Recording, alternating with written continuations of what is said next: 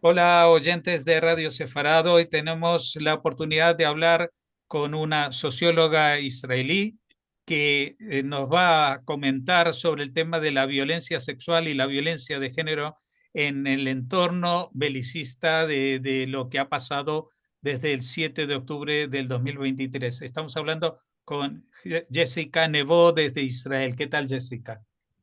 Buenas tardes. Gracias por esta entrevista. ¿Podrías recordarnos tu experiencia en este campo? Tú eres socióloga, ¿verdad? Sí, socióloga, estudié en Israel, en la Universidad de Haifa, y hace casi 40 años que trabajo en temas de crímenes de género, que como comentábamos tú y yo antes de la grabación, hay conceptos que cuando no existen no, son invisibles. Y también la palabra crímenes de género y la palabra género era un concepto que no existía en hebreo la mitad de los años 80, cuando yo empecé a activar e investigar, y con el tiempo se fue conceptualizando, ¿no? Como el tema en hebreo decimos migdar, entonces tenemos la oportunidad de que se fue desarrollando también como un concepto también para terapias y también para investigación. Bueno, en este caso queríamos hablar del informe que se ha elaborado recientemente sobre la violencia sexual en esta última guerra con los miembros de Hamas en la Franja de Gaza, especialmente lo que pasó en las primeras horas, que fue las horas durante las cuales los miembros de este grupo actuaron más o menos libremente hasta que empezó la respuesta israelí y vimos que no era una violencia bélica como tal solamente, porque habíamos visto y cada vez salen más testimonios de violaciones y yo creo que uno de los casos más reconocidos son con las chicas que estaban en el Festival Nova, ¿no? Que era un elemento que creo que los propios terroristas no contaban con esa información de que se iban a encontrar con Sí. tanta gente tan desarmada y a merced de su violencia en un entorno así. Cuéntanos cuál es la visión que se está gestando y a través de este informe. Sí. Mira, este informe que fue publicado ayer, fue presentado al presidente Herzog en la casa de la presidencia, es como una continuación de varios informes que se fueron escribiendo y publicando. Este proyecto se llama Proyecto DINA, es de la profesora Ruth Alperin Kadari, que es una abogada experta en temas de género, y, y, es como un paso más en el reconocimiento, en tratar de, a través de hablar del tema, de investigar a las víctimas, que lamentablemente la mayoría de las víctimas de violencia de género, por lo que entendemos hoy, las primeras horas del 7 de octubre, han sido asesinadas, que es por supuesto uno de los problemas a nivel de evidencias y de procesos legales. Entonces, como si fueron asesinadas, cómo se sabe, cómo se avanza con esto. Y seguramente tú recuerdas que los primeros días, cuando estas evidencias empezaron a salir, hubo como un silencio de las organizaciones internacionales de mujeres, de la ONU, de la parte de la ONU Mujer, eh, que por supuesto ha desarrollado a través de las decenas de los últimos años el tema de violencia de género en situaciones de conflicto armado. Y este silencio fue lo que alentó de alguna manera, provocó que hubo varias iniciativas de colegas, investigadoras, sociólogas de criminología, de análisis feminista de género, que varios grupos, y yo tengo alrededor mío como 3 o 4 grupos de investigadoras, cada una con su estilo distinto, que de alguna manera empezaron a escuchar, a tratar de escuchar lo que no se hablaba. Y comunicarse, empezó una campaña muy fuerte con las Naciones Unidas diciendo, ha pasado un ataque tan masivo, tan tremendo, como es que las Naciones Unidas está callada. Y a los pocos meses, por consecuencia de la presión del trabajo que se ha hecho, no sé si tú recuerdas, había pósters en todo el mundo, ¿no? De grupos de acá diciendo cuál es la razón de que se habla de Ruanda, de Yugoslavia, que a propósito el tema de violencia de género o violencia sexual en situaciones de conflicto armado se desarrolló después de los tribunales internacionales sobre Ruanda y sobre Yugoslavia, ¿cómo se dice? La Yugoslavia pasada, la ex Yugoslavia, que fueron tribunales únicos en ese momento, innovativos, que se crearon dentro de las Naciones Unidas para tratar en realidad temas locales por la dimensión y las cosas que habían pasado. Y a través de las evidencias que se fueron juntando e investigando, el tema de crímenes de humanidad no incluía antes violencia de género o violencia sexual. Tú sabes, como en las dictaduras de Sudamérica, Argentina, Uruguay, Chile, que ha llevado como 20, 30 años que se llevó a los juicios al tema de violencia sexual contra los prisioneros, prisioneras, eh, como forma de tortura separada, porque al principio decía, los jueces decían, es tortura, no tenemos que hacer una separación. Y a veces lleva mucho tiempo que la metodología feminista y los lentes feministas que a través de los últimos 40, 50 años hemos desarrollado formas especiales de analizar, han podido salir a flote. Entonces, violencia sexual o violencia de género como crimen contra la humanidad es algo que existe desde el año más o menos 2007, no, digamos, no hace mucho, pero ya sabemos lo que ha pasado en el mundo. Y por esta razón, la reportera de violencia de género en situaciones de conflicto de las Naciones Unidas llegó a Israel unos 6 meses después del 7 de octubre.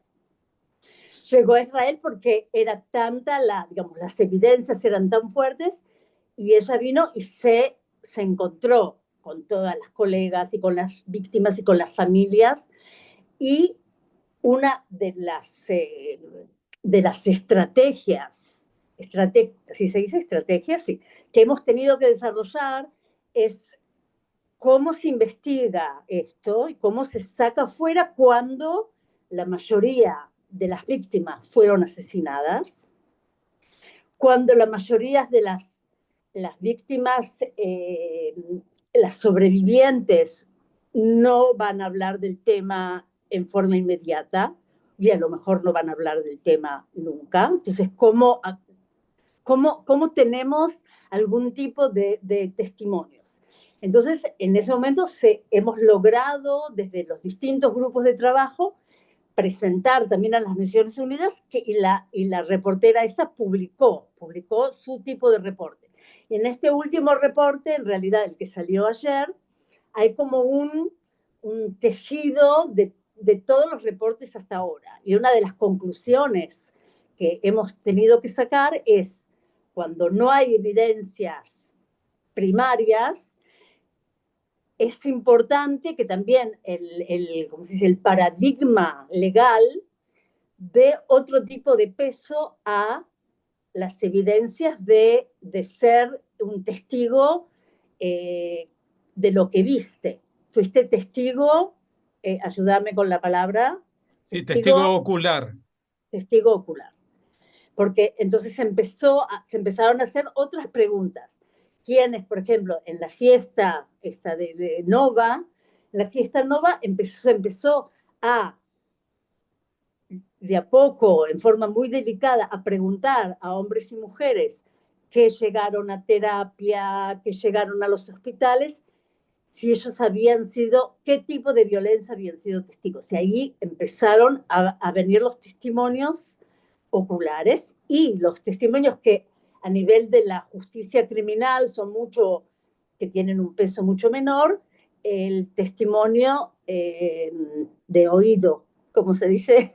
Sí, sí, bueno, de gente que escuchó hablar sobre eso, pero que no lo presenció. Sí, eh, sí, de escuchar que ha pasado un tipo de violencia y entender que fue una violencia de tipo de género. Por supuesto que a través de estas entrevistas se ha logrado acumular testimonios de todos los tipos de violencia. Es decir, y el tema de violencia de género es otro de los crímenes, de las estrategias usados por Hamas. Y otra de las conclusiones que todos los reportes salen, y este último reporte lo analiza en forma en macro, es que esta conducta de Hamas que, relacionado con crímenes sexuales de género no fueron eventos casuales, que fue un evento y otro evento, sino que había un patrón de comportamiento y en un momento es una cosa que es un poco discutida. Al principio se dijo que se había encontrado en parte de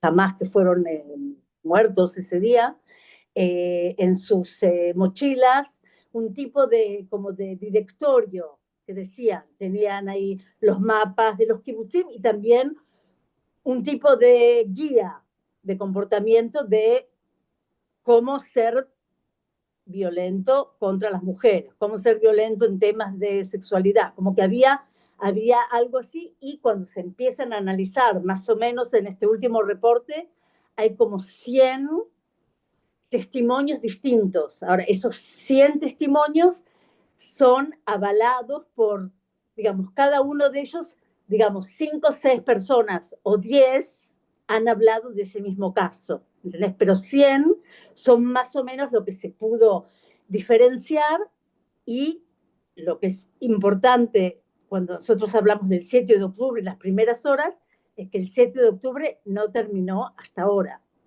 porque los rehenes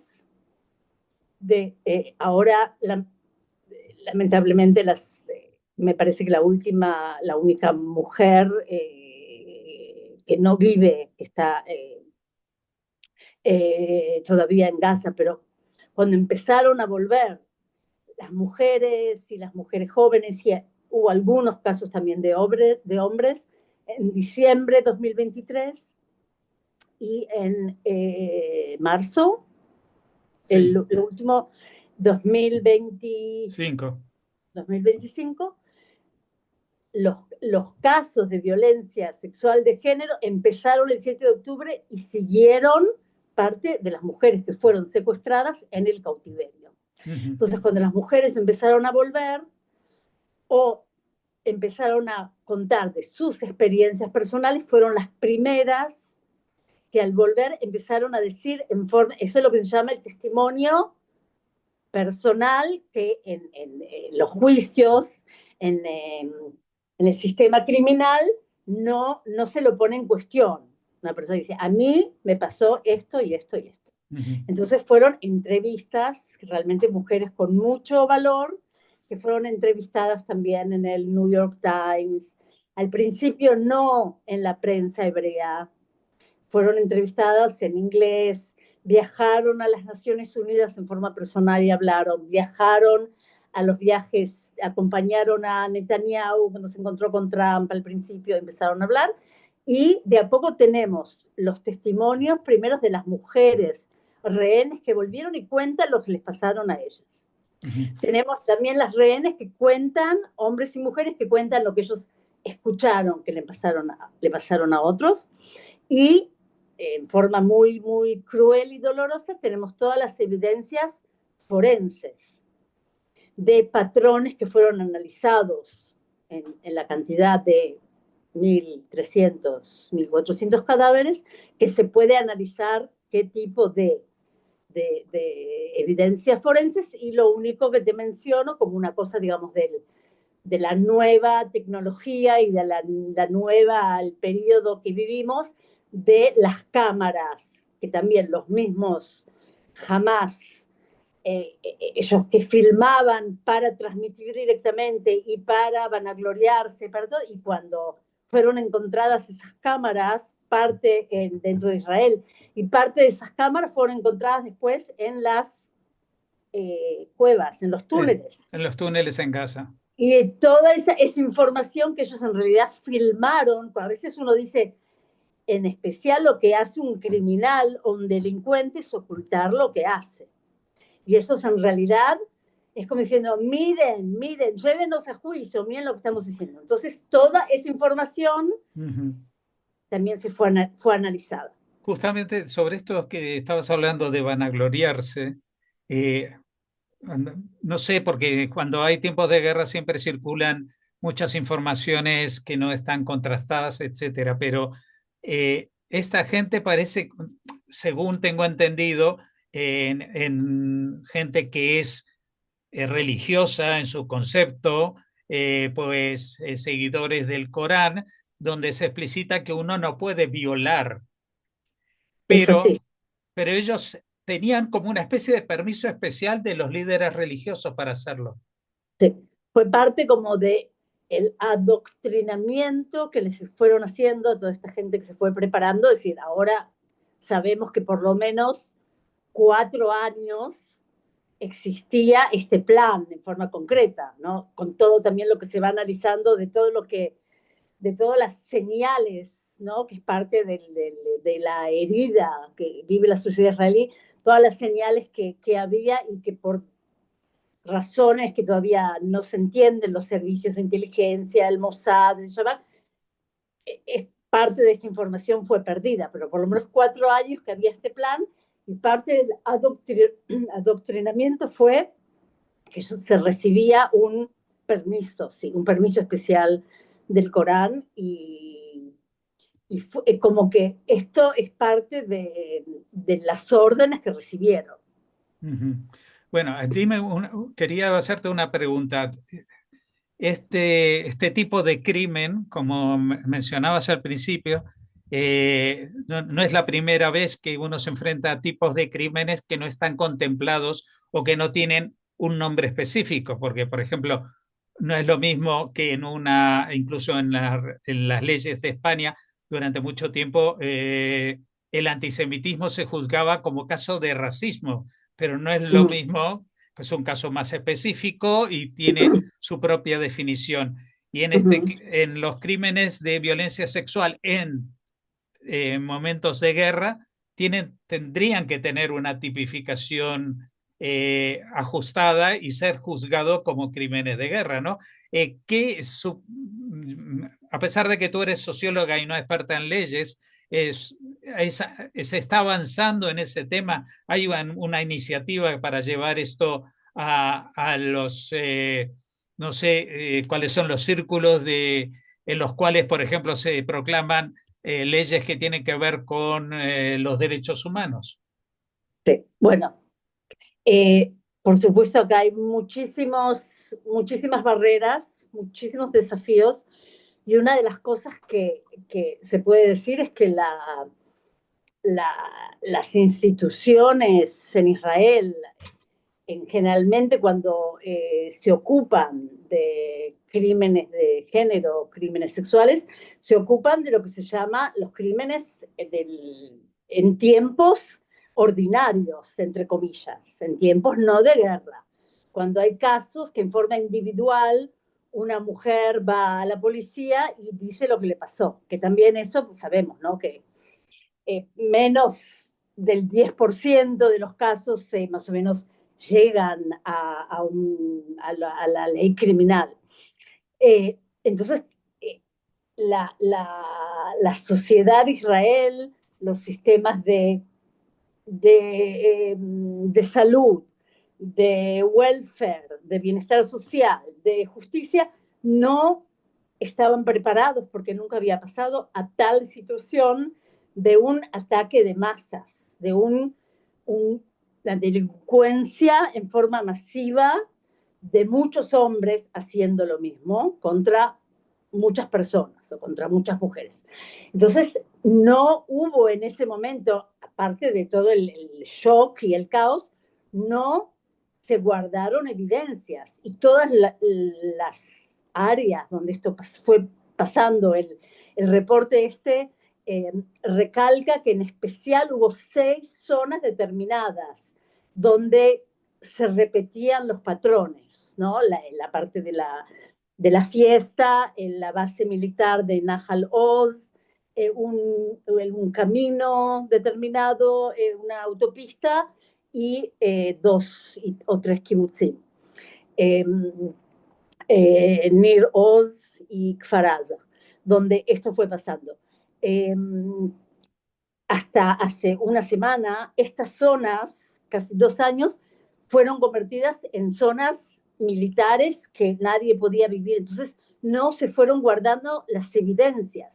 Entonces, una de las cosas que es importante para pensar cómo se lleva a juicio a estos criminales es pensar no en forma individual, no en la forma el crimen individual, que es generalmente lo que estamos acostumbrados, sino hablar de la culpabilidad colectiva, que hay algunos antecedentes en casos en Israel, que cuando un grupo de personas, ladrones o asesinos, en todo tipo de situaciones, y por supuesto en este caso, van como grupo a hacer un tipo de crimen, y uno lo que hace es mirar que nadie venga, ¿no? Sostener la puerta. Conocemos de casos de ataques de grupo, de manada, se dice en español. Sí, sí, perfectamente. Sí. Entonces, en realidad, lo que se analiza en el reporte del proyecto DINA, es decir, no importa lo que cada uno de los, hoy se habla de 4.000, 5.000, ¿no? De jamás, que mucho más de lo que pensábamos al principio, de lo que cada uno hizo, sino que cuando se va a llevar a juicio y la idea es cómo llevarlo a tribunales internacionales. Ahora, Israel no tiene relaciones muy buenas, sabemos, con la Corte Penal Internacional, que son considerados los enemigos y que que están los dos, ¿no? Las dos cortes, que llevaron a Israel por Sudáfrica como ayúdame, está Sí, el crimen, está la Corte Penal y el Tribunal Penal Internacional. gracias. Eh, entonces los dos no son muy buenos amigos de Israel, pero es una de las vueltas de la historia que para, para lograr un tipo de reconocimiento a las víctimas y a sus familias y lograr algún tipo de justicia que tiene que ver con la ley internacional relacionada con crímenes contra la humanidad, de crímenes sexuales en situación de conflicto, es posible que esta forma de pensar de que cada uno de los asesinos o criminales no hay que demostrar específicamente qué es lo que él haya hecho, sino que si se lleva a una demanda colectiva, todos son culpables de todo, Ujú. que esto es algo nuevo. Bueno, hay muchas cosas que habrá que innovar porque las leyes no siempre están preparadas para todo lo que la realidad impone. Y en este caso, la realidad ha superado cualquier fantasía y distopía que uno puede haber imaginado Exactamente, sobre exactamente. lo que iba a pasar en pleno siglo XXI.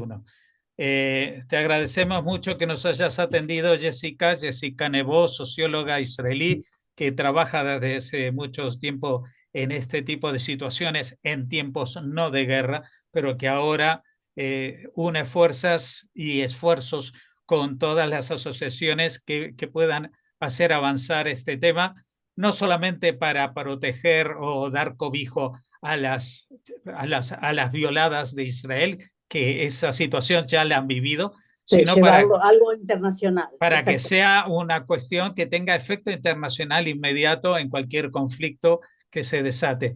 Te agradecemos mucho que nos hayas atendido. Esperamos que esta situación acabe regularizándose en las esferas internacionales y como siempre, pues aquí tienes los micrófonos abiertos para seguir hablando de este tema u otros que estén vinculados.